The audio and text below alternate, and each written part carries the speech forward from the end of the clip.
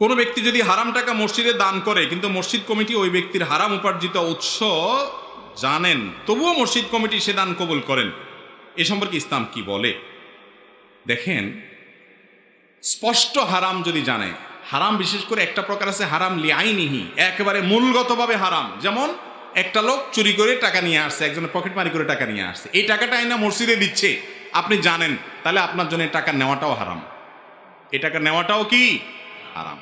আরেকটা লোক তার উপার্জনটা হালাল হারাম মিশ্রিত, সে সুদ খায়, ঘুষ খায়, আবার হালাল ইনকামও আছে, ভেজাল টেজাল আছে আর কি, এই লোকের টাকা দিছে, সে হালাল থেকে দিছে না হারাম থেকে দিছে আপনি জানেন না, তাহলে সেটা গ্রহণ করা কি আছে? জায়েজ আছে। আর যদি তার ম্যাক্সিমামই হারাম হয় আপনি জানেন, তাহলে সেক্ষেত্রে সেটাও অ্যাভয়েড করা উচিত।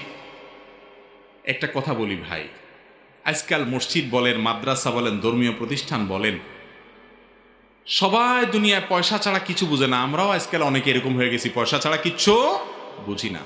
মসজিদ কমিটির লোকদের দায়িত্ব ছিল, কারণ তাদের চারটা বৈশিষ্ট্যের একটা হলো ওয়ালাম ইয়াখশা ইল্লাল্লাহ, আল্লাহ ছাড়া কাউকে পরোয়া তারা করবে না। তাদের দায়িত্ব ছিল কি? তাদের দায়িত্ব ছিল আল্লাহর ঘরে কোনো হারাম টাকা আমরা প্রবেশ করাবো না চেষ্টা করা। কোত্থেকে চেষ্টা করবে? বেশিরভাগ ওই দায়িত্বশীল লোকদের বড় একটা অংশ, ভালো মানুষ অনেকে আছেন আলহামদুলিল্লাহ, বড় একটা অংশ আছে যে সে নিজেই কি 2 নম্বর।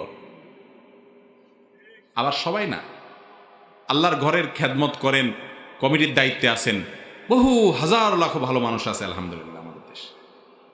একটা কথা বলি, আপনারা যারা মক্কা শরীফ গেছেন, জায়গা যাওয়ার তৌফিক হয়েছে, আপনারা দেখছেন বাইতুল্লাহর কাবার এক পাশে ওয়াল পরিমাণ উঁচু করা উঠা আছে, দেখছেন আপনারা? এটাকে বলে হাতিমে কাবা।